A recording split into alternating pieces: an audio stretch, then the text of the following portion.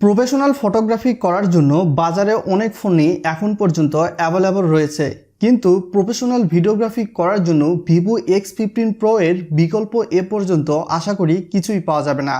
কারণ এটি একটি গিম্বল স্ট্যাবিলাইজ ফোন, আর গিম্বল স্ট্যাবিলাইজ সিস্টেম সহ এটি বিশ্বের প্রথম ফোন হয়ে যাচ্ছে।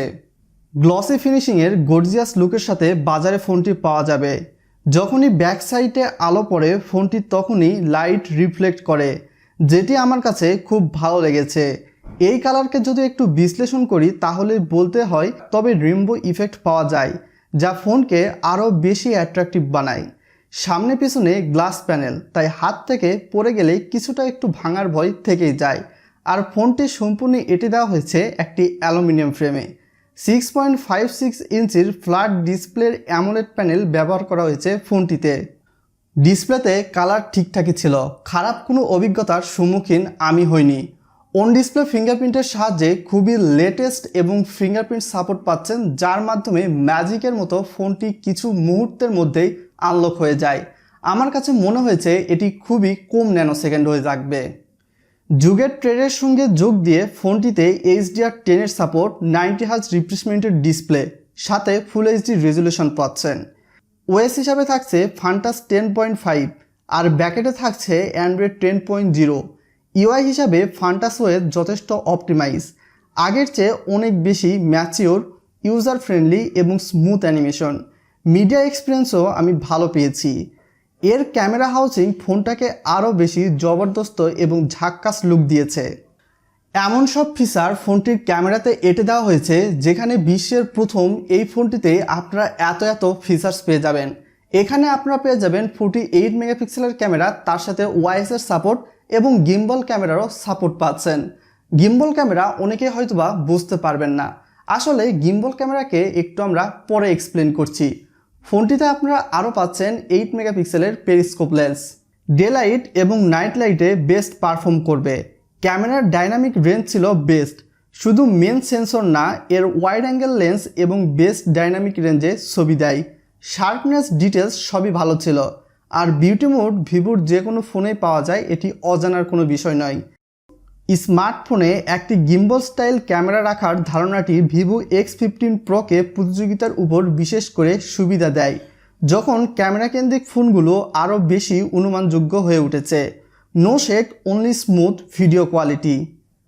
4K রেজুলেশনে 30 FPS ভিডিওর সুবিধা দেওয়া হয়েছে, এখানে কিন্তু 60 FPS নেই।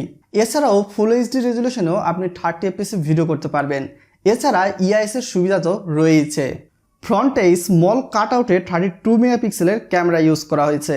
এখানেও 1080p 30 FPS ভিডিও শ্যুট করতে পারবেন, তবে এখানে EIS কিংবা OIS কোনোটিই নেই।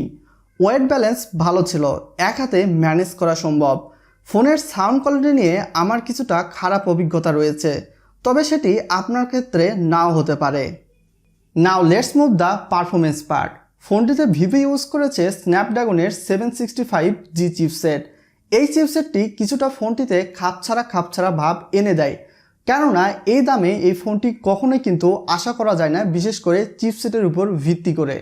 নো ডাইট, অ্যাপ ওপেনিং স্পিড ছিল সুপার ফাস্ট। কল অফ ডিউটির মতো অপটিমাইজ গেমগুলো খুব ভালোভাবেই খেলা যায়, এটা আমি নিঃসন্দেহে বলতে পারি। কিন্তু যেই গেমগুলো অপটিমাইজ না, বিশেষ করে হাই গ্রাফিক্সের, সেগুলোতে কিছু ল্যাগ দেখা যাবে এই চিপসেটের কারণে। প্রাইসের সাথে এই চিপসটা কখনোই মানানসই নয়। HD রেজুলেশনে পাবজিতে HD হাই গ্রাফিক্সের দিক থেকে পারফরমেন্স ভালো এবং নো হিকাপ ইস্যু। ফোনটিতে আরও থাকছে স্টোরেজ টাইপ হিসাবে UFS 2.1, তবে আমার কাছে মনে হয়েছে এখানে UFS 3.0 থাকলে অনেকটা বেশি সুবিধা পাওয়া যেত, বিশেষ করে ফাইল ট্রান্সফারের ক্ষেত্রে।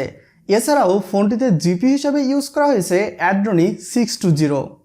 ফোনটিতে আমরা NFC সেন্সরের সাপোর্ট পাচ্ছি, কিন্তু বেশিরভাগ দামি কোম্পানির ফোনগুলোতে 3.5mm হেডফোন জ্যাক পাওয়া যাচ্ছে না।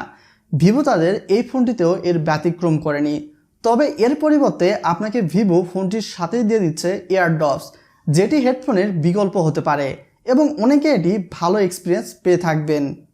ফোনটির নিচের দিকে USB Type-C এর সাপোর্ট পাচ্ছেন। বাজারে ফোনটি 8x128GB ভেরিয়েন্ট এবং 8x256GB ভেরিয়েন্টে অ্যাভেলেবল হয়ে থাকবে।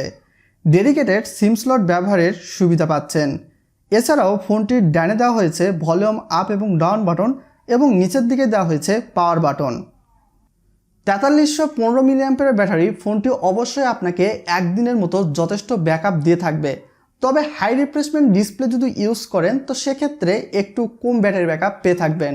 এছাড়া এখানে আপনারা বক্সে পেয়ে যাচ্ছেন 33 ওয়াটের ফাস্ট চার্জার, যেটা মাত্র 1 ঘন্টায় আপনার ফোনটাকে ফুল চার্জ করে দিতে সক্ষম হবে।